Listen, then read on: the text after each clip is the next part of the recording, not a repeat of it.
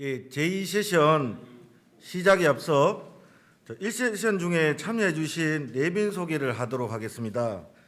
제2세션 발표를 맡아주신 윤동열 건국대 교수님 참석해 주셨습니다. 제2세션 토론에 참여해 주신 한평호 한국생산성본부 부서장님 참석해 주셨습니다. 지금부터 제2세션 코로나19에 따른 기업의 환경 변화에 대응을 주제로 안종태 교수님을 좌장으로 모시고 발제와 토론을 진행하겠습니다. 안종태 교수님 진행을 부탁드리겠습니다. 네, 감사합니다. 방금 소개받은 안종태 교수입니다. 진행에 앞서가지고 제가 우리 한국기업 경영학회에 대해서 간단하게만 소개해드리겠습니다. 지금 한국기업 경영학회가 한 2,000명 가까이 지금 회원을 가지고 있습니다. 여기 지금 우리 근로복지공단 분하고 나머지 분들은 한국기업경영학회 소속이고, 그리고 특히 이제 제1세션에서 토론을 해주신 김재구 교수님이 또 한 5, 6년 전에 회장을 역임한 바도 있습니다. 저는 한 15년 전에 회장을 역임했습니다. 그 당시만 하더라도 한 200명 회원이 안 되었는데 지금 한 15년 동안에 2,000명 가량 되는 갈 만큼 성장하고 있는 학회입니다. 그리고 2주 전에는 우리가 산업인력관리공단과 또 공동학술대회도 개최했고, 이번에는 근로복지공단하고 공동으로 이런 세미나를 하게 된 점에 대해서 우리 강순희 이사장님께 감사의 말씀을 전임 역대 회장으로서 말씀드리겠습니다. 우리가 이 학회에서 이제 주로 연구를 하고 본인의 논문을 발표하는 것이 학회의 소임입니다. 그리고 또 시대 변화에 따라서 제기되고 있는 여러 가지 기업 경영과 관련된 문제점에 대해 가지고 여러 가지 대응 방안, 대책들을 제시하는 것도 역시 우리 경영학자들의 소임입니다. 그래서 한 5, 6년 전만 하더라도 제4차 산업혁명이다, AI 시대다, 여기에 따른 기업 경영에 대한 많은 논의를 했습니다. 그런데 금년에 아시다시피 이 코로나 위기, 이 위기에서 주저앉을 것이 아니라 곧 이제 이걸 극복하고 코로나 위기 시대 이후에 기업 경영을 어떻게 해나가야 될 것이냐, 즉 포스트 코로나입니다. 여기에 따른 이제 기업 환경 변화에 대해 가지고 우리가 많은 연구를 지금 해가고 있습니다. 특히 이 포스트 코로나 시대에 있어서는 기업 경영의 위축에 따라서 일자리가 계속 감소하고 있습니다. 이 일자리 문제, 이것이 큰 화두로 대두되면서 특히 기업에 있어서는 일하는 방식에 많은 변화가 생겨나고 있습니다. 이 일자리는 기업이 창출하는 겁니다. 기업이 창출하는 이 일자리를 보다 더 양질의 좋은 일자리로 만들어가기 위한 방안들이 무엇이 있을 것이냐, 이걸 우리가 줄곧 스터디해오고 있습니다. 이런 차원에서 이 분야에 우리 한국기업경영학회의 가장 연구 활동이 많으신 건국대학교 윤동열 교수님이 여기에 대한 여러 가지 대응 방안을 제시해 주실 걸로 기대하고 있습니다. 예, 우리 윤동열 교수님 이 주제 발표를 해주시고, 그리고 토론으로서 한국생산성본부의 한평호 부소장님 역시 한국기업경영학회 회원이시기도 합니다. 그리고 근로복지연구원 책임연구원이신 오정원 책임연구원님 제2 토론을 또한 부탁을 드리겠습니다. 예, 이제부터 이 제2세션에 코로나19에 따른 기업의 경영 환경 변화와 대응이라는 주제로 우리 윤동열 교수님의 발표가 있겠습니다. 예, 부탁하겠습니다.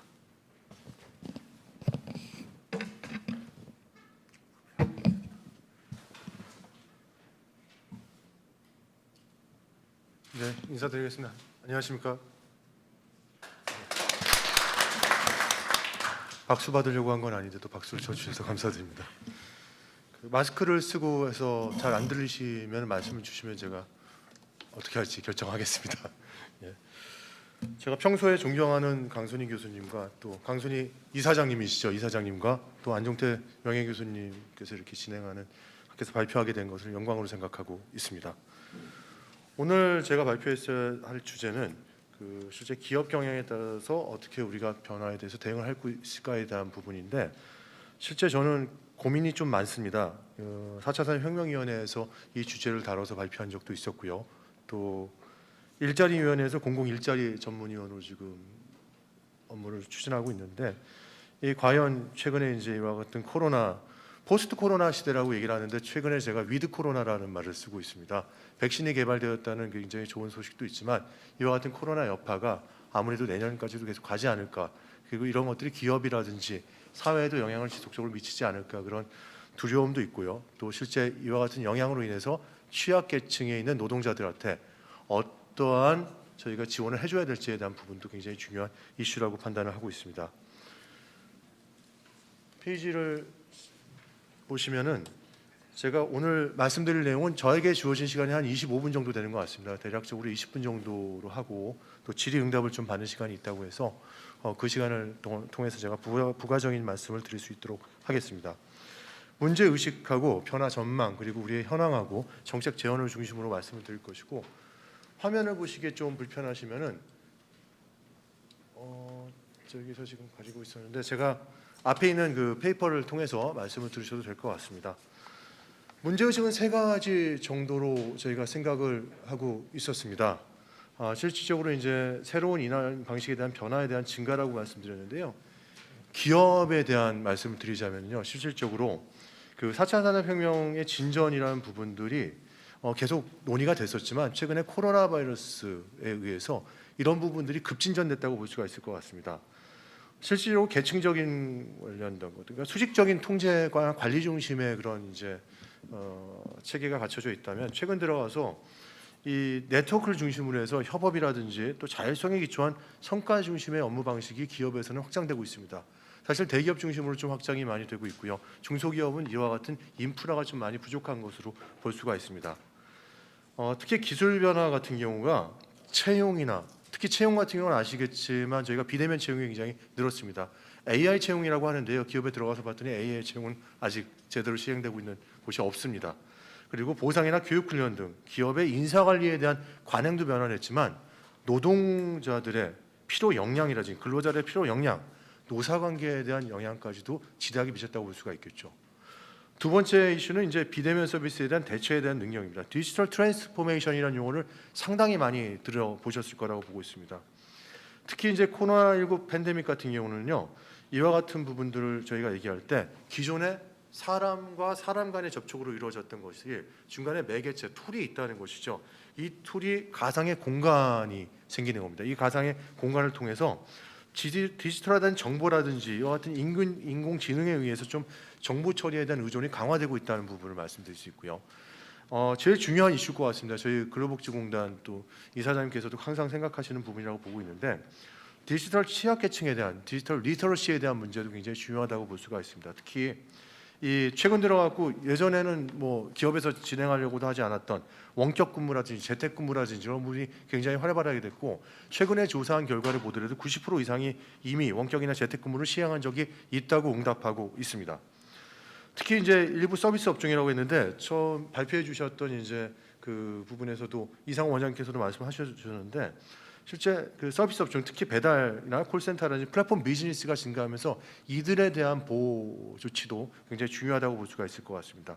특히 기업과 근로자를 지원하는 법적 제도적인 부분에 대한 그 뒷받침이 있어야 될 것이고요. 또 불안정한 고용 형태를 지닌 이들에 대한 사각지대에 대한 이들을 어떻게 보호할 수 있을까에 대한 생각도 가져야 되지 않을까 보고 있습니다. 전국민 고용보험제도에 대한 부분들은 제가 이따 진행하면서 좀 말씀을 드릴 수 있도록 하겠습니다.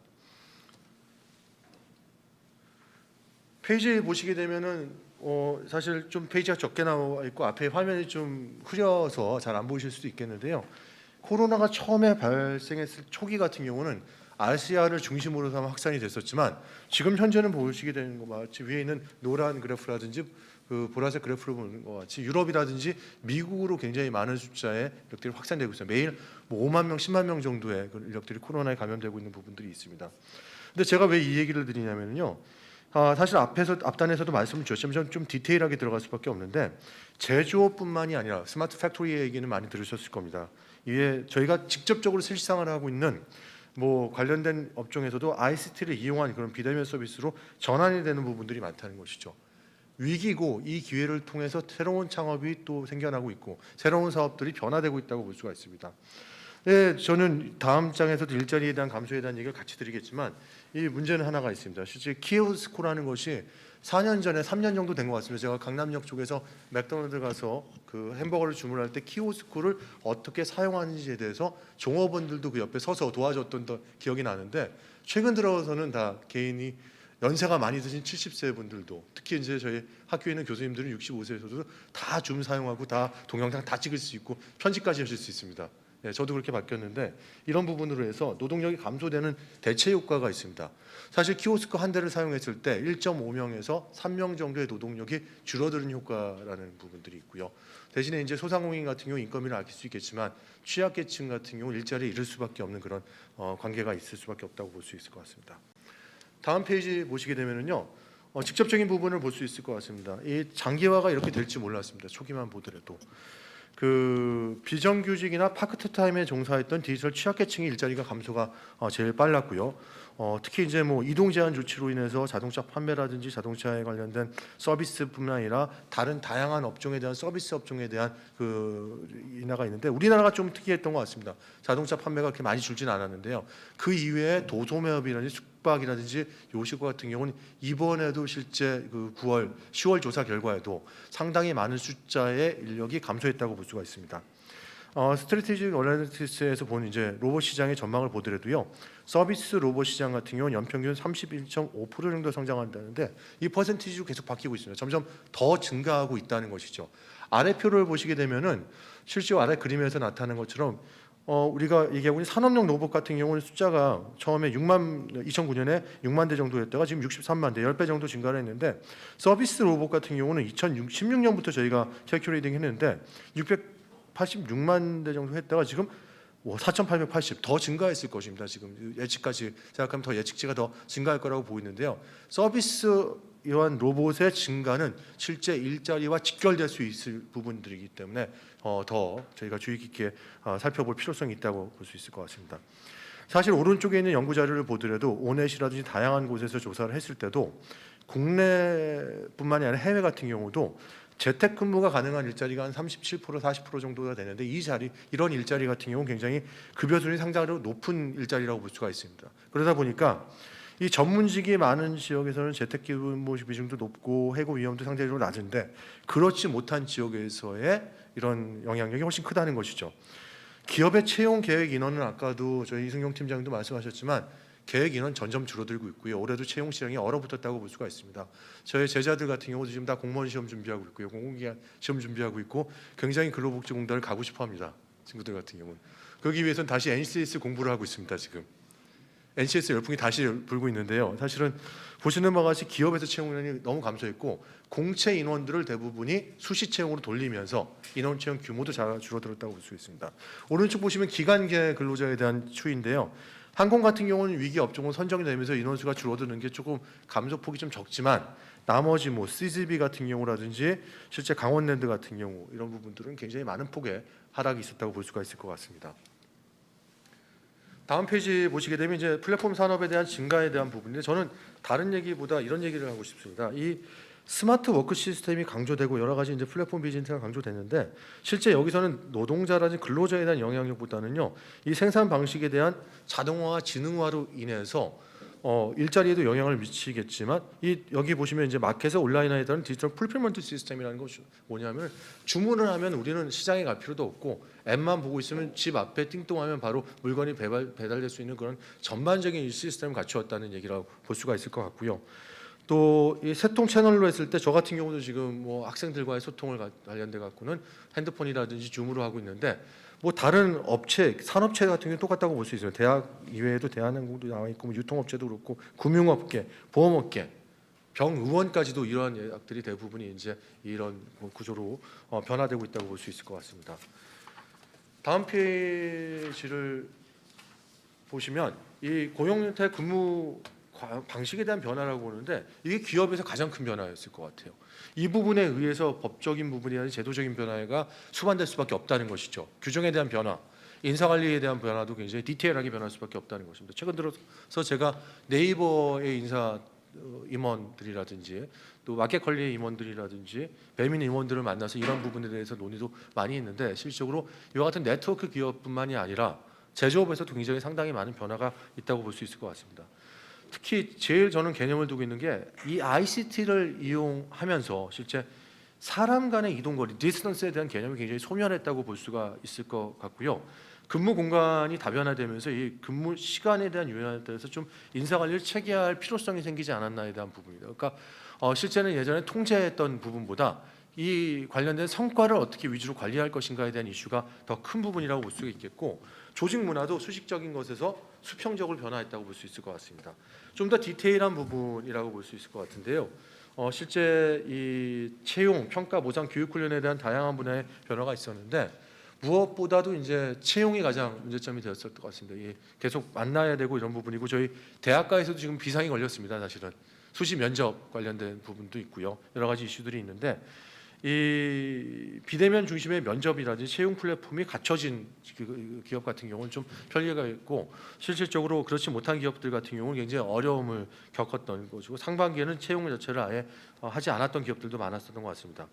직무 적성 검사라든지 공채 면접이라든지 인적성 검사라든지 이런 것들을 온라인 화상 면접이라든지 AI를 통해서 도입한다고 하는데 지금 정부에서 추진하고 있는 이런 AI 시스템 같은 경우도 아직까지는 초기 단계다 보니까 조금 더 많은 지원이라는 관심이 필요할 거라고 생각돼 있고 구직자들이 내는 그런 관련된 이제 업무 기술서, 직무 기술서에 대한 내용과 또 구인 기업이 생각하고 있는 그런 것과 매칭시키기 위해서는 상당히 좀 디테일하고 충분한 자료들이 입력이 돼야 되는데 그 데이터베이스가 아직 많이 부족하지 않은가에 대한 생각이 들고 있습니다. 그리고 어떻게 이 근무 방식이 변화했는데 이들의 기여도와 업적과 협업에 대한 측정을 어떻게 할지에 대한 부분들이 또 과제로 많이 남아 있다고 볼 수 있을 것 같습니다. 보상 절차를 공식화하고 또 공정성을 가지면서 어떻게 형평성 있는 것을 갖고 실제 체계적으로 운영할지에 대한 부분이 굉장히 중요한 이슈라고 할 수 있겠고요. 교육 부분 같은 경우는 저 이렇게 봅니다. 실제 웨비나로 오늘도 중계가 되고 있습니다. 굉장히 제한된 분들만 들어와서 지금 듣고 있는데요. 더 많은 사람들이 확대될 수도 있겠고 어떤 측면에 있어서는 이렇게 대면으로 해서 토론할 수 있는 기회가 없어지는 부분들이 있다고 볼 수가 있습니다. 그런데 기업에서의 교육 훈련은요. 웨비나 세미나로 하거나 웨비나로 해서 실습하는 부분도 있지만 정말 필요하지 않은 교육들 같은 경우는 지금 실시하지 않고 있다고 볼 수 있을 것 같습니다. 이게 이제 달라진 그런 모양이라고 볼 수 있을 거라고.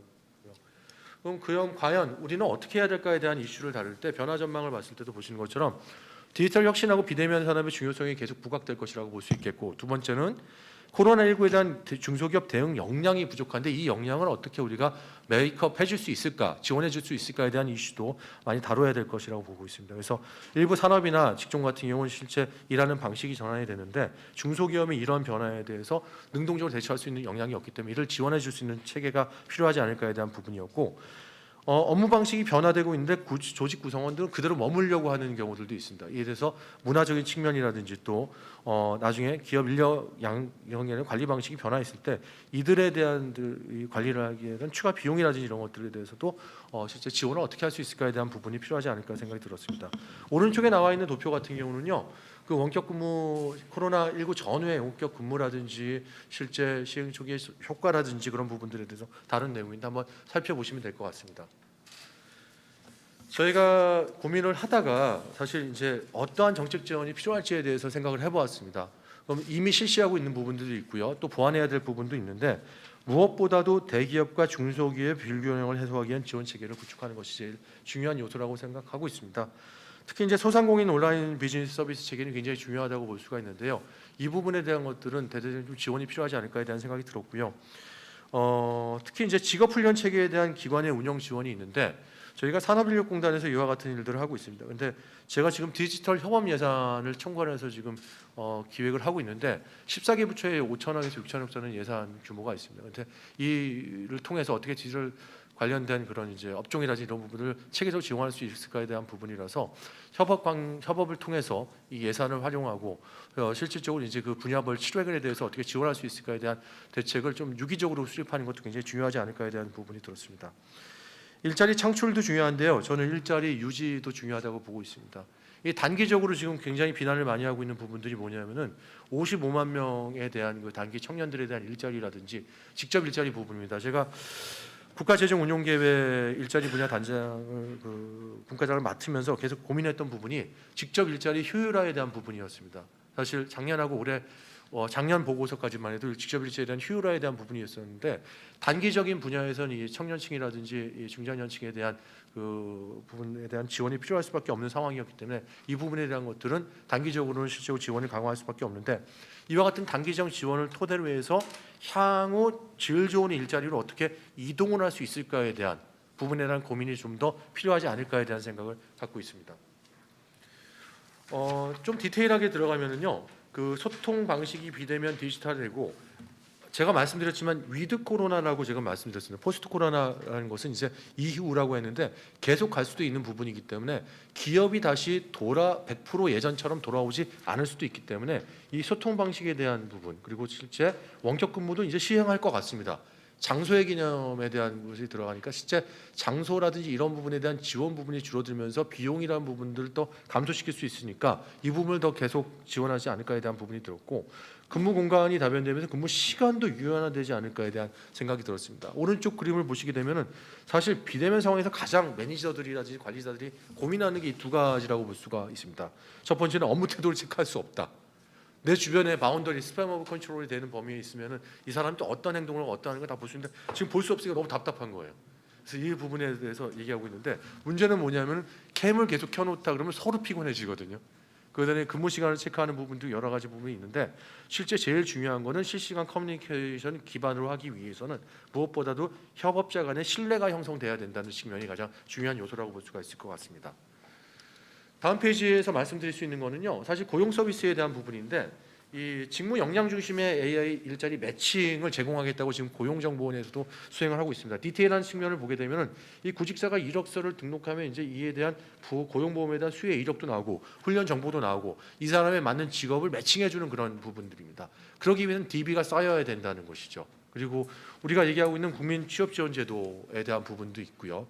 여러 가지 부분들이 있는데 국민 내일 배움 카드도 있습니다. 저희가 교육 훈련을 시키게 되는 부분들이고 저희가 사각지대를 해소하기 위해서는 국민 취업 지원 제도를 도입했는데 여러 가지 부분에 대한 국민들이 갖고 있는 여러 가지에 대한 이력이나 이런 것들을 통합적으로 관리하면서 일자리 매칭을 시킬 수 있는 시스템이 굉장히 중요하다고 볼 수 있겠고요. 오른쪽 같은 경우는 이제 가상 채용 인텔리전스 시스템 플랫폼이라고 하는데 사실 미국에서는 저런 용어를 쓰고 있습니다. 인텔리전트 플랫폼이라고 얘기하지 채용 플랫폼이라고 얘기는 하지 않고 있습니다. 근데 이와 같은 거 직무 키워드나 구직자 속성이나 채용 공고나 요구사항 온라인 행동 패턴을 좀 분석해서 어떻게 매칭을 시키냐는 부분들 제가 매년 거의 실리콘밸리를 가서 이런 부분에 대해서 같이 논의하고 의논을 하는데 올해는 다녀오지 못했는데 이 부분이 굉장히 중요한 요소가 될 거라고 생각이 들었습니다. 근로 조직 문화에 대한 지원이라든지 보상 체계에 대한 것들도 어떻게 확립할 수 있을지에 대한 부분이 필요하다고 생각이 들었고요. 다음 장을 보시게 되면 이제 아까도 강조해서 드렸던 부분인데 여기 한 개 기업에 대한 예를 들었습니다. 뭐 언테크, 언스탑더블 그리고 언리미티드에서 3U라고 해서 업무 시스템. 우리나라 말 참 잘 만들죠. 일부러 이렇게 만들어놨는데 팀즈라는 건 마이크로소프트 웨어에서 제공하는 저희 줌이라든지 그렇다면 뭐 이런 시스템에 대한 부분입니다. 그리고 대기업 같은 경우는요. 만약에 교육훈련이라든지 이런 훈련 관련된 게 필요하다 그러면 별도의 사업장 내에서 이런 장소를 만들거나 비용을 들여서 인프라를 구축할 수 있습니다. 중소기업 이게 불가능하다는 것이죠. 그래서 이런 부분들에 대한 어떻게 지원을 하고 업무 방식 개선할 수 있을지에 대한 부분이 필요할 거라고 봤고 원격 재택근무했을 때 제가 지금 학생들을 바라보면서도 굉장히 많은 부분을 느끼고 있거든요. 집에서 수업권을 갖고 교육을 받을 수 있는 부분들이 있지만 마찬가지로 집에서 업무를 수행하기 어려운 사람들도 있다는 것이죠. 그런 여건에 있는 중소기업 같은 경우 재택근무가 불가할 경우에는 주거 지역 내에 있는 분산형 오피스를 활용하는 방법도 고려할 수 있지 않을까 생각합니다. 그래서 올해 어떤 일이 있었냐면 제가 패스트5 대표랑 저희 대학원에서 공동으로 세미나를 주최하고 그래서 수상을 하는 그런 부분이 있습니다. 근데 같이 회의를 논의했는데 공유 오피스 사업 같은 경우는요 올해 3배가 증가했다고 합니다. 실질적으로요. 그러니까 우리가 대기업에서 사실 원격 근로라 하라 그래도 집에서 근무를 하지 못하다 보니까 공유 오피스에 가서 근무를 하거나 이런 부분들이 있는데 제일 좀 한계점은 하나 있더라고요. 그러니까 회의실이 부족하다고 얘기를 합니다. 그 분야에서도요. 그리고 방역에 대한 좀 이슈도 있고요.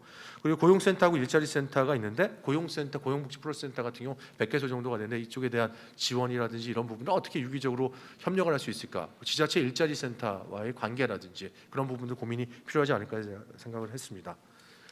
다음 페이지 보면 이제 맞춤형 교육 지원 방안인데요. 계층별, 업종별, 기업별 맞춤형을 좀 지원해야 될 것 같습니다. 예전 방식의 교육 훈련 방식은 직업 능력 개발 방식은 이제 더 이상 존재해서는 안 된다고 생각합니다. 그래서 이런 부분들이 필요하고 개인별로 디지털 리터러시의 차이가 있을 겁니다. 그래서 제일 중요한 거는 뭐 디지털 숙련도나 유연한 사고나 데이터 활용이라든지 이런 부분들이 있는데 이런 부분에 대한 것도 부족한 역량들을 정부에서도 같이 지원해주고 민간에서 자율적으로 저희가 할 수 있는 부분도 필요하지 않을까에 대한 생각이 들었고요.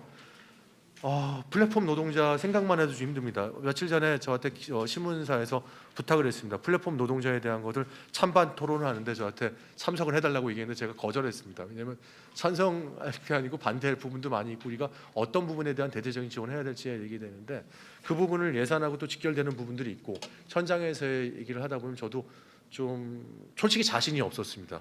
어느 부분까지 제가 어떻게 얘기를 해야 될지에 대한 부분, 머릿속에 있는 부분들을. 플랫폼 노동자가 지금 47에서 54만 명이라고 했는데 아까 이승용 팀장이 말씀하신 것처럼 거의 추산이 잘 안 됩니다. 100만이 될 수도 있고 150만이 될 수도 있고 그래 있는데 실제 우리 취업자 1.7에서 2%라고 되어 있는데 많게는 지금 상황에서는 5% 수준까지도 볼 수 있을 것 같습니다. 상황에서는요. 그래서 미국 같은 경우는 굉장히 적습니다. 사실 근데 스페인 같은 경우는 12.5, 핀란드 6.5% 정도의 수준이 되는데 이 부분에 대한 플랫폼 노동자에 대해서 어떻게 저희가 보호를 하고 실질적으로 지원해야 될지에 대한 부분도 필요할 것이고 취약 노동계층에 대한 플랫폼 일자리를 구축해야 되는데 이 부분에 대한 오른쪽 보시면 알겠지만 뭐 일한 만큼 버는 배달 서비스에 사람이 몰린다 근데 일한 만큼 다 못 벌지요 사실은요. 근데 일한 만큼 그래도 그나마 제대로 번다. 그렇기 때문에 저렇게 얘기했는데 10배 정도 이상으로 사람이 몰렸다고 보실 수 있을 것 같습니다.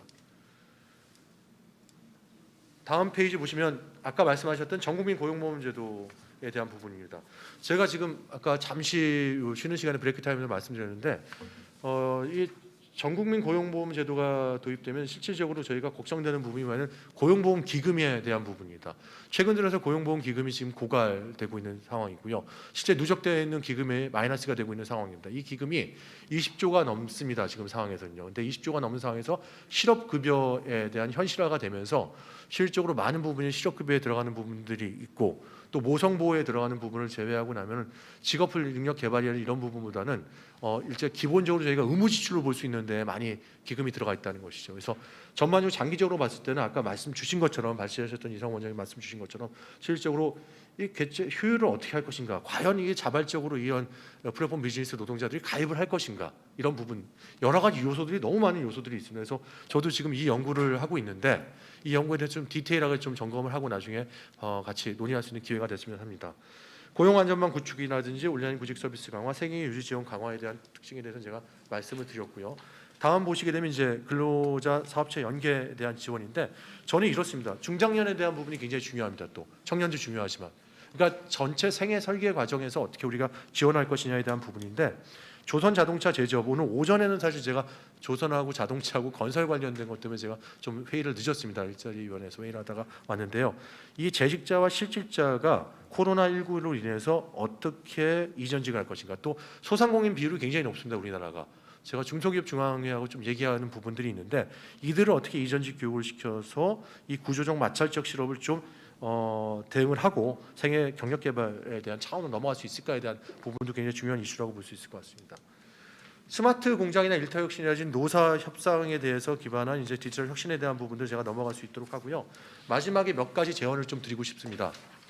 민간 주도의 인력 양성이 이제 중요할 것 같습니다. 마중물로 한 공공기관에 대한 일자리 창출 81만 명은 단계적으로 지금 추진이 됐고 완성이 돼가고 있는 것 같습니다. 그래서 최근 고용 정책에 대한 부분들 좀 이해해서 기업들에서 민간 주도로 어떻게 인력 양성할 수 있을지에 대한 부분이 필요할 것이고 유연성의 확보도 필요할 것 같습니다. 조직 자체가 이 작업장과 근로 시간에 대한 경계가 해체가 되면서 플렉시빌리티를 갖고 또 에이전할 수 있는 그 환경을 조정할 수 있는 부분이 필요할 거라고 보고 있고요.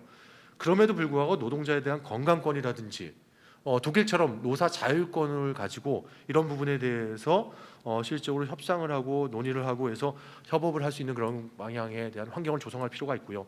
마지막 유연근 문제 진짜 중요합니다. 탄력 근로제라든지 원격 근로제에 대한 부분들인데 협의가 그렇게 제대로 될 수 있지 않은 것 같습니다. 그래서 이에 대한 제도에 대한 보완이라든지 근로자에 대한 다표 기능도 강화하면서 서로 간에 윤리할 수 있는 부분이 필요할 것 같습니다. 이 부분은 제가 간단하게만 두 가지만 말씀드릴 텐데요. 노동시장에 대한 법적 보호의 한계가 있기 때문에 실제 법적 제도적인 검토가 좀 디테일하게 이루어져야 된다는 부분이고요. 두 번째는 아까 말씀드린 걸 제외하고 사이버 보안 대책에 대한 부분입니다. 재택근무나 온라인 근무 활성화되면서 해킹이나 개인정보에 대한 유출도 굉장히 많고 여러 가지 부분들이 부각되고 있지만 이에 대한 대응이 조금 미비한 게 사회 기업의 현상이라고 볼 수가 있습니다. 그래서 이 전반적으로 제가 좀 제한된 시간에서 말씀을 드리려다 보니 좀 말씀을 빨리 했는데요. 다른 부분에 대한 그 토론도 듣고 또 논의도 듣고 제가 답변을 더 드릴 수 있도록 하겠습니다. 감사합니다.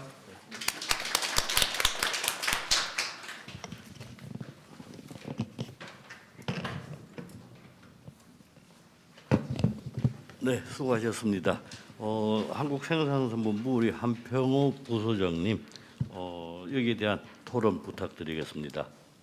네, 방금 소개받은 한국생활성분 한평호입니다.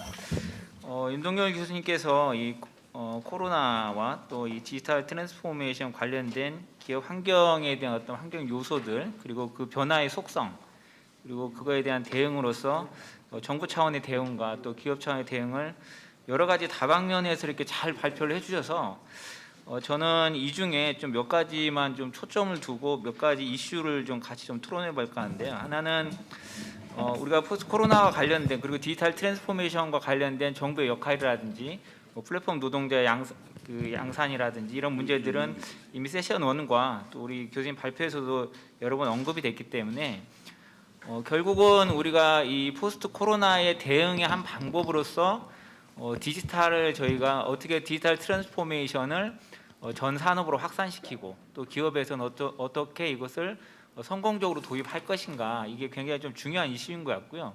또 그런 부분은 지금 현재 우리가 논의하고 있는 코로나에 대한 대응으로서의 어떤 원격 근무 이런 부분과도 이 디지털 기반들이 맞물려 있기 때문에 그만큼 디지털 트랜스포메이션을 개별 기업에서 어떻게 성공적으로 도입할 거냐 이 부분은 좀 중요한 이슈인 것 같습니다. 그래서 저는 몇 가지 통계와 함께 좀 짚어야 될 이슈를 중심으로 좀 말씀드리겠는데요.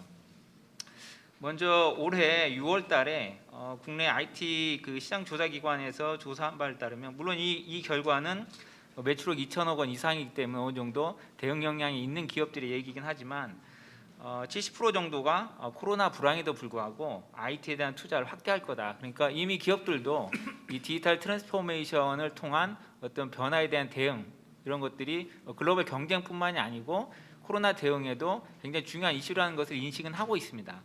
뭐 우리 사례만 그런 것이 아니고요. 사실 그 외국의 그 MIT에 있는 그 슬로안 매니지먼트 리뷰사가 발표한 자료에 따르면 미국 그 기업들이 한 70% 정도, 70에서 한 80% 정도는 앞으로 이 디지털 트랜스포메이션이 자기가 속한 산업을 과거의 경쟁과는 전혀 다른 방향으로 끌고 가는 파괴적 혁신이 일어날 것이다 이렇게 대답을 하고 있고요.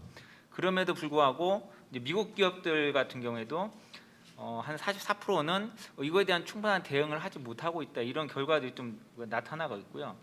더 조금 우려 있게 저희가 봐야 될 부분은 미디어나라든지 통신과 같이 사실은 그 디지털 트랜스포메이션을 선도하는 그런 산업군에서도조차 그 성공률이 한 26% 정도라고 보고가 되고 있고요. 또 제조 기반을 가지고 있는 석유라든지 자동차 제약 부분에서는 훨씬 그보다 낮아서 한 10% 정도가 디지털 트랜스포메이션에 성공하고 있다 이런 보고들이 좀 있습니다. 물론 이게 이제 전체 시장의 결과를 대변해 주지는 않은데요.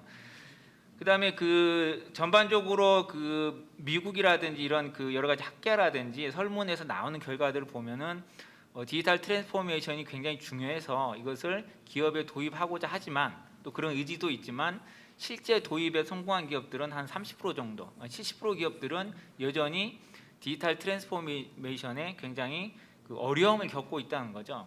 사실은 이런 현실은 우리 그 멀리 갈 것도 없이 우리 국내 현실만 보더라도 뭐 우리 주변에서 여러 가지 그 상황들로 확인을 해볼 수도 있습니다. 특히 예를 들면 사실 우리는 이제 그 대기업을 제외하면은 중소기업이라든 이런 부분은 정부가 좀 주도해서 정책 지원을 통해서 이 디지털 트랜스포메이션을 지금 이끌어가고 있는 측면들이 있는데요. 실제 우리 그 생산성본부에서 작년에 그 스마트 팩토리 현장 애로사항 점검을 전국을 거쳐서 해봤었는데요. 이 부분을 저희가 보더라도 기업 주도를 하다 보니까 기업들이 이것을 왜 해야 되는지에 대한 정확한 목적에 대해서 이 조직 내부의 컨센서스가 잘 이루어져 있지 않다라든지 또 그렇다 보니까 구성원들이 자발적으로 참여하려는 의지라든지 이런 것들이 좀 떨어지고 그다음에 또 이 무엇보다도 우리가 이제 이런 디지털 트랜스포메이션을 하는데 좀 이 착각 내지는 좀 그 빠지기 쉬운 함정이 뭐냐면 기기라든지 기술 위주의 사고가 되게 강하다는 겁니다. 결국은 디지털 트랜스포메이션은 하나의 도구로서 우리가 기업을 성장시키고 또 새로운 비즈니스 모델을 뭐 만들어내든지 새로운 가치를 우리가 밸류를 만들어내려면 결국은 그 안에 있는 사람들이 이 디지털을 하나의 문화로서 또 프로세스에 잘 녹여서 업무에 활용을 해야 되는 거거든요. 근데 아직까지 우리는 정부의 어떤 지원 정책이라든지 또 흡수하고 있는 기업에서조차도 이런 부분들이 잘 갖춰져 있지 않다, 이런 부분들을 좀 하나 지적을 할 수가 있겠고요. 결국은 이제 정부의 지원 방향도 결국은 어떤 자금 지원이라든지 아니면은 어떤 기기라든지 시설 지원이라든지 컨설팅 지원 이런 부분들이 정부는 이루어질 수밖에 없다고 봐요. 그렇지만 정부가 이런 걸 지원하더라도 결국에 궁극적인 목적은 그 기술을 도입하고 있는 그 현장에 맞는 맞춤형 지원, 그리고 어떻게 그 현장에서 사람들이 이런 디지털 리터러시를 자기의 문화로서 흡수할 것인가에 대한 고민이 좀 필요한 것 같고요. 그래서 정부건 아니면 이걸 도입하는 그 기업이건 결국은 기술로 인한 그 사람의 역량을 어떻게 강화시킬 거냐, 이 부분이 좀 중요한 것 같고요. 이 디지털 리터러시 하면은 공통적으로 가장 중요하게 강조된 역량 두 가지가 있습니다. 하나는 문제 해결 역량이고요. 또 하나는 가치 창출 역량이라고 얘기를 하거든요. 근데 이게 예를 들면 이런 겁니다. 우리가 지금 AI 확산을 정부 주도로 정부가 어떤 국정 과제로 추진을 하고 있고 또 이게 이제 정책 과제로 해서 지원 사업으로도 연결되고 있고 뭐 정부가 주도하지 않아도 모든 기업들이 이게 굉장히 중요한 걸 다 알고 있습니다. 그런데 이제 이게 뭐냐면 대부분 정부 주도로 하고 있는 사업들은 아직은 초기이기 때문에 그럴 수밖에 없는 한계가 있긴 하지만 전문 인력 위주의 양성 이런 부분들이 지금 강조되고 있거든요. 근데 사실은 모든 기업에 모든 그 AI 전문가가 필요한 게 아니고 정말 우리 산업에서 이 AI 전문가가 필요한 건 뭐냐면 활용 능력을 갖고 있는 사람이 필요한 겁니다. 그러니까 예를 들면은 AI를 우리가 인사 담당자가 채용에 적용하겠다 그러면 AI에 적용, 그러니까 인사에 적용 또 채용에 적용되는 AI는 AI 프로그램 어떤 것들이 있고 이걸 적용하면은 지금 내가 하고 있는 업무에 뭐가 해결되는지, 그래서 우리가 무엇을 해결할 수 있는지를 잘 아는 사람들이 필요한 거죠. 왜냐하면 알고리즘을 개발하는 사람들은 정말 전문가를 육성하면 되거든요. 그래서 이제 그러한 부분의 활용 능력을 강화하는 교육들이 상당히 많이 이루어져야 되고요. 또 그런 부분들이 강화돼야지만이 기존 자기 업무와 또 새로운 기술이 융합된 새로운 사고들이 나온다는 거죠. 그래서 이런 기존 기술을 통해서 내가 가지고 있는 문제를 어떻게 해결할 것인지에 대한 문제 해결 능력, 그리고 문제 해결 능력이 높아지면 결국은 그 문제를 통해서 새로운 가치를 어떻게 창출할 것인지, 더 나아가서는 이러한 그 새로운 기술을 통해서 우리가 새로운 비즈니스 모델을 어떻게 만들어 갈 것인지를 잘 알 수 있다는 거죠. 그래서 이러한 부분이 잘 돼야지 방금 윤 교수님께서 지적하셨듯이 민간 주도의 이런 그 혁신이 이루어질 수가 있다는 겁니다. 그래서 정부가 이런 기본적인 인프라는 지원을 해야 되지만 결국은 이게 국가 경쟁력으로 연결되려면 시장이 만들어지고 시장이 끌고 가야 되거든요. 그래서 그 시장이 끌고 가려면 결국은 이런 디지털 트랜스포메이션의 활용 능력을 강화해야 될 그런 좀 강화해야 된다는 데 초점을 좀 둘 필요가 있고요.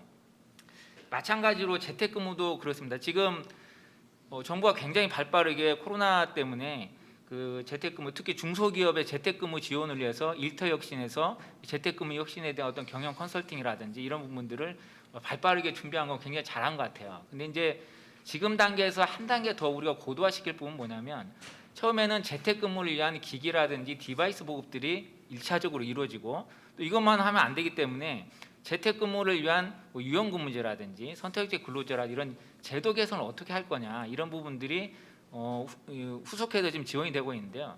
그 다음은 윤 교수님 말씀대로 이 코로나가 뭐 내년에도 종식되지 않고 오래 장기적으로 지속된다면, 말씀하신 그대로 위드 코로나라면 이것을 기업이 흡수할 수 있는 프로세스에 녹여내고 또 문화로 만들어낼 수 있는 그러한 지원들이 필요합니다. 예를 들면 여기 계신 분들도 아마 여러 가지 그 재택근무 현실을 경험을 했을 텐데요.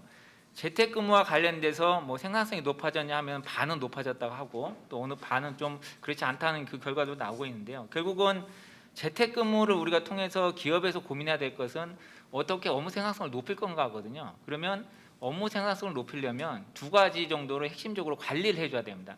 기기적인 어떤 디바이스 차원이 아니고, 하나는 공간과 시간의 경계를 어떻게 관리해 줄 거냐, 이 부분이 있고요. 또 하나는 기존의 오프라인에서 하던 그런 그 직원들 간의 인터랙션과 릴레이션십을 오프라인 공간에서 어떻게 활발하게 해서 서로 생각이 섞이고 또 정보가 섞여서 새로운 어떤 창의적인 어떤 아이디어들을 업무 성과로 연결시킬 것이냐, 이 부분이 중요한데, 외국 기업 같은 경우에는 예를 들면 소프트웨어 회사인 그 갈렙 같은 그런 회사들은 어떻게 하고 있냐면 굉장히 촘촘한 매뉴얼을 만들고 있습니다. 이게 우리나라에서 보고하고 있는 그런 차원의 매뉴얼이 아니라 문화를 구축할 수 있는 매뉴얼을 만들어주는 거거든요. 그래서 아주 디테일합니다. 예를 들면 이런 겁니다. 뭐냐면 그 우리가 어떤 사람한테 어떤 업무적 연락을 할 때는 반드시 첫 번째로 이메일로 해야 되고, 이메일 확인이 2시간 동안 늦어지면 그때 비로소 전화를 할 수 있고, 뭐 이런 그 문화적 코드를 만들어내는 겁니다.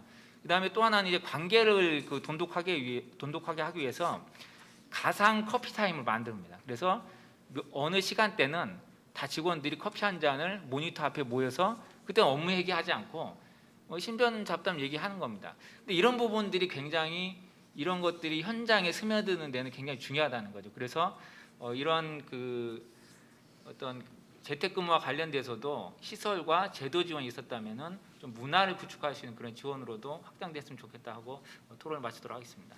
이상입니다. 네, 수고하셨습니다.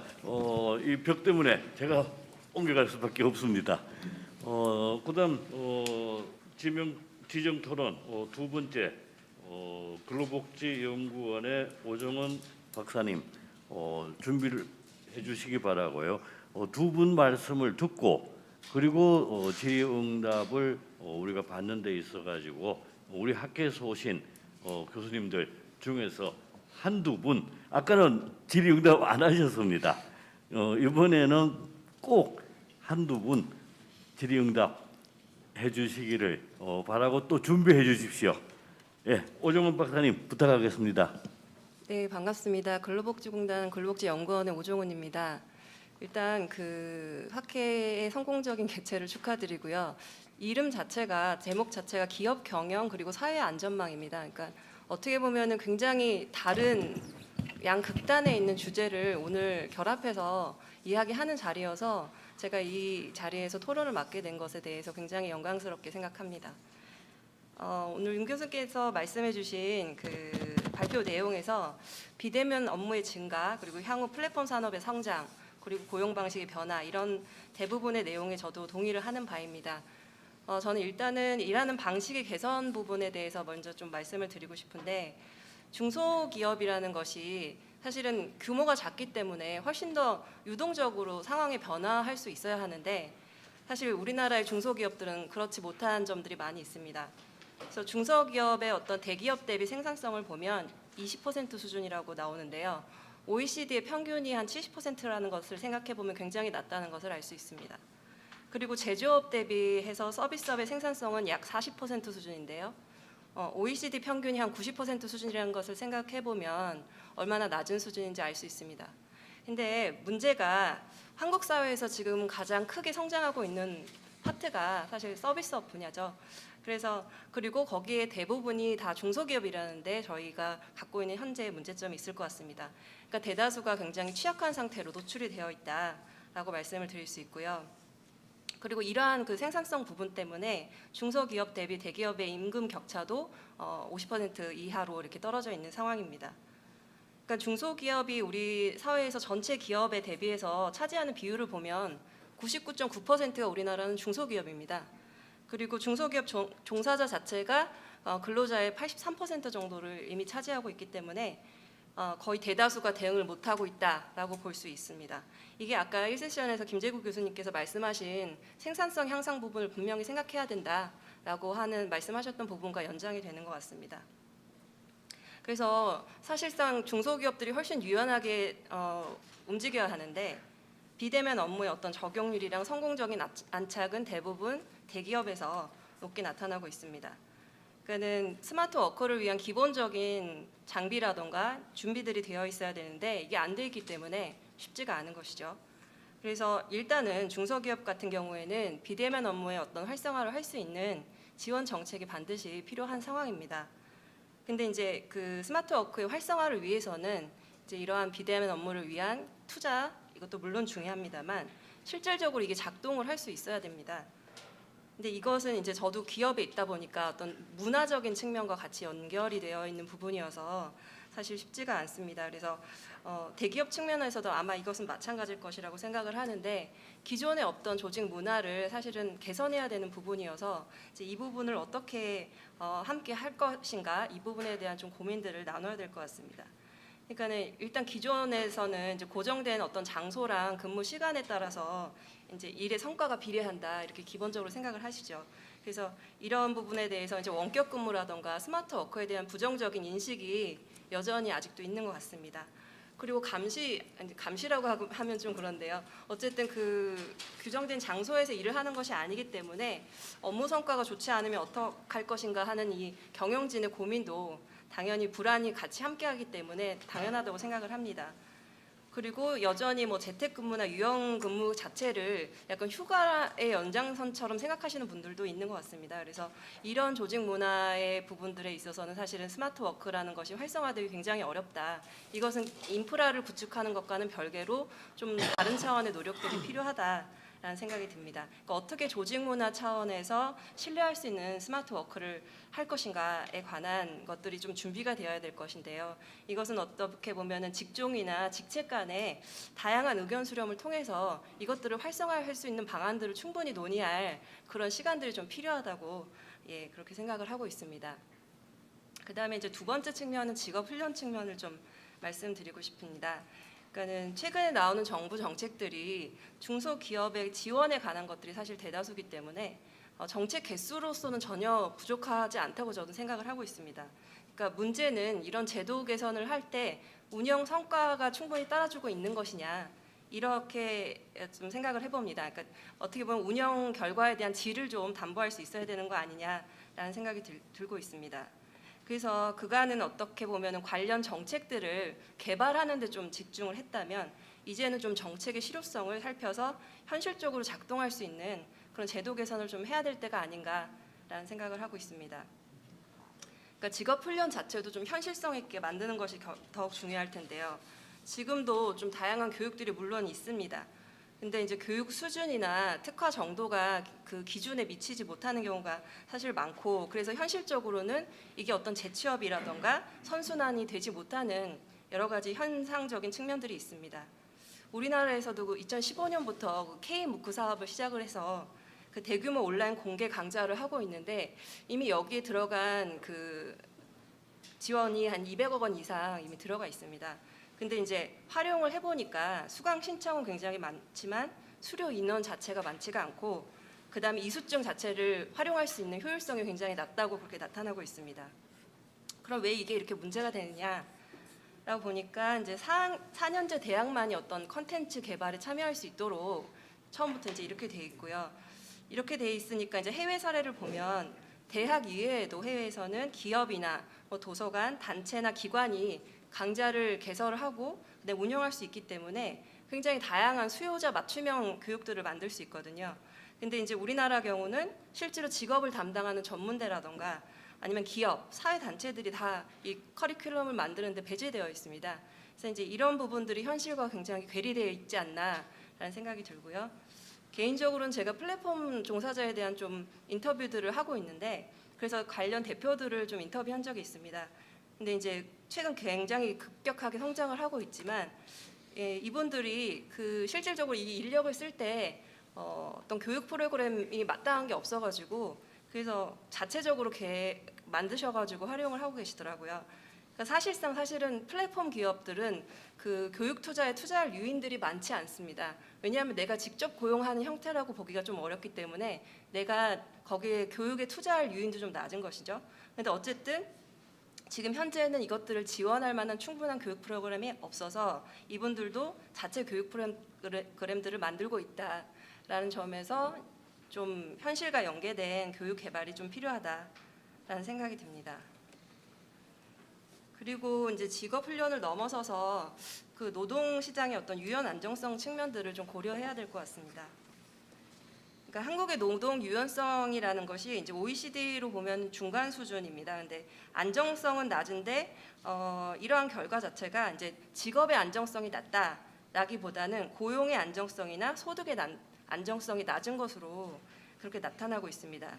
따라서 이제 근로자의 고용 가능성을 높여서 고용 안정성하고 소득 안정성을 확보해주는 이런 부분들이 좀 필요한 것이죠. 그래서 관련해서 덴마크 사례를 좀 참고해 볼 필요가 있습니다. 그러니까 덴마크가 그 쉬운 해고보다는 활발한 이직을 권하는 나라입니다. 그러니까 이렇게 해서 고용률을 74.5%까지 달성을 하고 있는데 결국은 이 유연 안정성이라는 일자리 안전망을 가지고 있기 때문입니다. 이게 아까 이 세션 좌장님께서 말씀하신 그 런 페어라고 말씀하셨던 부분하고 연결이 된다고 생각합니다. 그러니까는 황금 삼각형 모델이라고도 얘기를 하는데 이제 높은 일자리 간 이동성 그리고 실업을 위한 종합적인 사회 안전망이 있고 이 사이에 발생하는 실업자들을 간극을 메울 수 있도록 그렇게 사회 안전망이 돕고 있습니다. 그래서 이렇게 하기 위해서는 굉장히 적극적인 노동시장 정책들을 펼치고 있는 것이죠. 그래서 유연한 어떤 노동시장에 맞추어진 그 생애 주기 관점을 보살피는 어떤 보호의 틀을 마련해야 된다라고 생각을 합니다. 그리고 교수님께서 발표하신 내용 중에 조금 첨언을 드리자면 그 정책 재원 파트에서 그 특고 종사자 210만 명 부분에 대해서는 아까도 이제 이것은 정확한 통계가 아니라고 물론 말씀을 하셨습니다만 그 특고 종사자에서 산재가 실제 적용이 됐다가 이제 적용 재해를 신청한 입직자 수를 기준으로 했을 때는 49만 명 정도 됩니다. 그러니까 이게 외관 자영업자라고 분류되는 어떤 노동 계층 때문에 사실은 실제는 더 클 수도 있고 작을 수도 있습니다. 그러니까 경제에서 종속성이 강한 1인 자영업자는 사실상 오분류된 근로자일 확률이 굉장히 높은 것이죠. 그래서 이에 관련해서 고용노동부도 제도 개선 방안을 논의를 하고 있습니다. 그러니까 산재보험의 어떤 사회 안전망 강화 측면에 있어서 산재보험은 자영업자에까지 지금 확대가 되어 있기 때문에 근본적으로 가입이 안 되는 그래서 가입하고 싶어도 못 하시는 분 사실 거의 없다고 볼 수 있거든요. 근데 이제 개인의 상황에 따라서 특히 플랫폼 종사자 같은 경우에는 가입 자체를 원치 않는 경우도 상당히 많이 있습니다. 그래서 이제 그 전국민 고용보험 확대라는 차원에서 이제 특고 종사자에 대한 고용보험 적용 확대가 이제 예정은 되어 있습니다만 이것을 어느 범위까지 커버를 할 것이냐에 대해서는 아직도 논의가 계속 진행 중입니다. 근데 아까 말씀하신 내용 중에 뭐 단시간 노동자나 아르바이트 형태의 어떤 이런 일자리까지도 다 이것들을 고용보험으로 포괄을 할 것이냐 사실 이 부분에 있어서는 고민이 많이 필요합니다. 왜냐하면은 선진국인 독일에서도 미니잡이라고 해서 그 450유로 이하에 해당하는 직업을 갖고 계신 분들은 사실은 그 실업보험에서 제외되어 있거든요.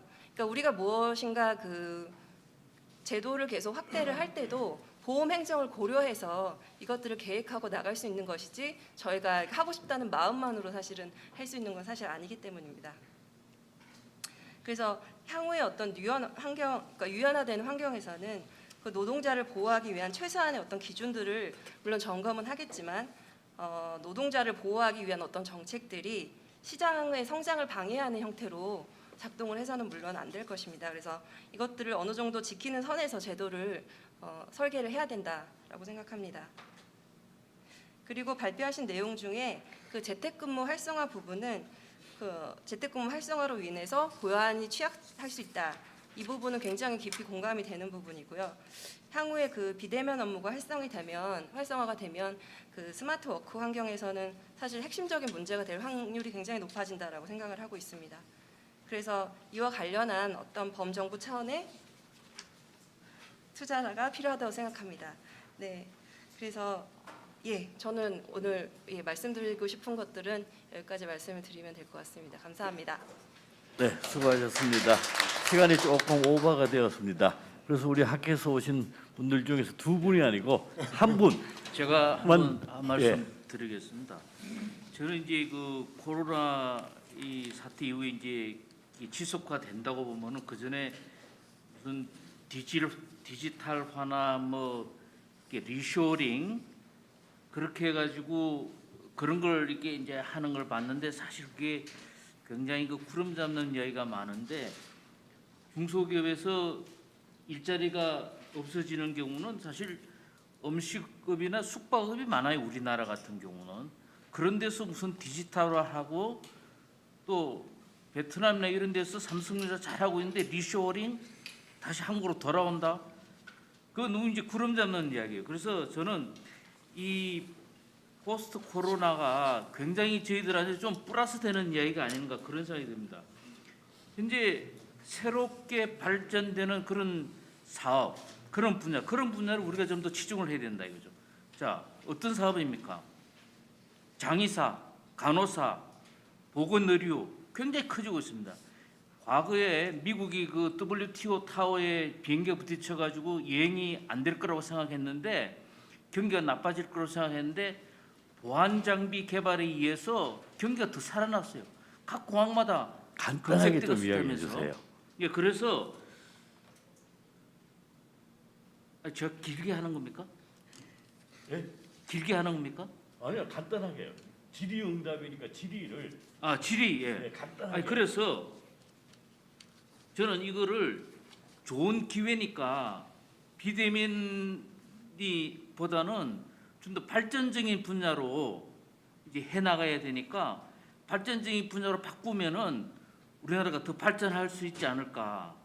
미국에 계속 코로나로 이렇게 사람들이 죽어 나가면 언제 그 나라의 인구가 반으로 줄어들면 우리가 거기 가서 해야 될지도 모른단 말이에요. 그래서 이 비대면 서비스는 우리나라가 하지 않아도 가야 될 길이거든요. 사실 뭐 장례식이나 뭐 결혼식 같은데 북적북적 하는 거 사실 말이 안 되는 제도거든요. 근데 그런 것을 좀 없애주는 거기 때문에 굉장히 좋은 긍정적인 일이다. 그래서 새로운 그 분야 안 되는 분야에 돈을 부어가지고 식당이나 숙박업 이런 데서 사람이 해고가 되니까 그게 고용주죠. 그런 것보다는 그런 건 아예 현재는 코로나가 있거나 없거나 계속 죽었다 살아나는 중소기업은 이 잘 되는 분야를 이 안 되는 분야 이미 사양 산업에 지원을 하지 말고 잘 되는 분야에 지원을 하지 않겠느냐 저는 네, 그렇게 알겠습니다. 생각합니다. 거기에 대해서 어떻게 생각을 하시는지. 이거로 우리 이건희 교수님의 질문으로 자 우리 윤동열 교수님 두 분 지정 토론자 그리고 지금 방금 질문하신 이건희 교수님의 질문들에 대해 가지고 시간이 지금 제약을 받고 있습니다. 간단하게 지금 대답을 해주시기를 바라겠습니다. 네, 그 토론자 분들이 너무 많이 준비를 해 오신 것 같습니다. 그래서 이런저런 말씀을 정리하다 보니까 저도 또 학습할 수 있는 얘기였고 조금에 또 이건희 교수님 질문하신 사항도 참고할 만한 사항들이 있는 것 같습니다. 사실 질문이라기보다는 의견을 제시해 주신 거라고 보고 있고요. 저는 이렇습니다. 디지털 트랜스포메이션 같은 경우는 세 분이 다 질문하신 것까지 하고 토론까지 하시면은 이게 필연적일 수밖에 없다는 부분이죠. 근데 강조했던 부분이 좀 달랐던 것 같은 경우는 사실은 아까 특정 업종에서만 디지털 트랜스포메이션이 일어나고 있는 것이 아니라 전 업종에서 일어나고 있다고 볼 수가 있을 것 같습니다. 그래서 생각했던 것처럼 이제 특정 분야에만 치우치는 것이 아니라 전 분야 저희가 생활하고 있는 분야에 다 치우칠 거라고 생각이 들고 있고요. 저는 요 얘기를 좀 드리고 싶을 것 같습니다. 처음에 한평호 박사님 말씀하신 것처럼 개별 기업에서 어떻게 도입할 것인가에 대한 구체적인 내용이라든지 지원이라는 것들이 좀 디테일하게 저희가 형성이 돼야 될 것이라고 생각돼 있고, 최근 들어가고 제가 휴먼 뉴딜 부분에 대한 정책을 좀 고민하고 있는 부분이 있습니다. 디지털 뉴딜하고 그린 뉴딜이 있는데, 이 부분 같은 경우는 인력 양성이라든지 여러 가지 고용 안전망에 대한 부분들이 있는데, 구체적으로 사실은 이 구성이 돼서 실제 지원하는 체계에 대한 부분들이 구체적으로 나오지 않은 부분들이 있어서 이 부분에 대한 것들도 좀 더 좀 자세하고 디테일하게 할 필요가 있지 않을까에 대한 생각이 들었고요. 아까 말씀하셨던 부분에 대한 것도 활용 능력에 대한 강화하기 위한 교육이 필요하다는 얘기는 정말 중요하다고 생각했습니다. 왜냐하면 직무별로 이 직무를 실질적으로 AI의 뭐 메커니즘이나 이런 것들을 이해하는 것이 아니라 현장에서 활용할 수 있도록 한다는 것이 굉장히 중요한 요소라고 생각했고요. 임금 관련된 부분은 계속 얘기하셨던 부분이 맞는 것 같고, 조직 문화에 대한 개선, 그리고 저도 KMO크에 대한 촬영을 하고 지금 강의를 하고 있는 부분인데요. 실제 대학 교수 중심으로 하고 있는 것은 저는 또 잘못됐다고 생각하고 있습니다. 민간 부분에서 같이 협업을 해서 이런 콘텐츠도 제작하고 현장에서 사용할 수 있도록, 활용할 수 있도록 해주는 것이 굉장히 중요할 거라고 보고 있고요. 노동시장의 유연성 같은 경우는 덴마크 사례를 들었는데, 사실은 거기서도 대기업의 임금은 15년 정도 사실 아예 인상하지 않았기 때문에 중소기업과 대기업 간의 임금 차이가 15% 이하로 줄어들었다고 볼 수가 있거든요. 여러 가지 정책들이 있는데, 우리나라에서 제일 중요한 이슈는 정규직과 비정규직에 대한 노동시장 이중 구조와, 기업의 똑같은 직무를 하더라도 기업의 사이즈가 달랐을 때 받는 임금이 완전히 다르다는 거죠. 5배까지 차이 난다는 건 문제가 있다는 것이죠. 그래서 여러 가지 요소가 있을 것 같습니다. 직업력 개발에 대한 측면도 말씀하셨고, 또 향후의 발전적인 방향에 대해서도 직무별이라든지 그렇지만 업종별로도 차별성이 있고, 또 더 잘 육성을 해야 될 그런 업종에 대해서는 좀 더 차별적인 지원이 필요하다는 것이 이건희 교수님의 말씀이었던 거라고 생각이 들고 있습니다. 그래서 이 부분에 대한 것들 오늘은 문제 의식을 제기한 거라고 이해해 주시면 될 것 같고요. 향후에 이 부분 전반적으로 저희가 학회도 그렇고 또 저희 그 근로복지공단에서도 이 부분 연구를 좀 강화시키는 것이 좋지 않을까에 대한 생각으로 저는 마무리 지으려고 합니다. 예, 이상입니다. 네, 수고하셨습니다. 사회자로서 저도 한 말씀 드려야 되는데 시간이 오버되어 가지고 더 이상 말씀은 못 드리겠습니다. 단지 이걸로 끝날 것이 아니라 이제 우리가 시작입니다. 문제 제기를 하신 거고, 명확한 해결 방법은 이 속에서 모든 분들이 함께 논의를 해나가면서 찾아가야 할 것으로 저는 믿고 있습니다. 제2 세션 이 발표를 이걸로 마치도록 하겠습니다. 예, 발제와 토론에 수고해 주신 안종태 교수님, 윤동열 교수님, 한평호 부소장님, 오정원 책임연구원님께 다시 한번 큰 박수 부탁드리겠습니다.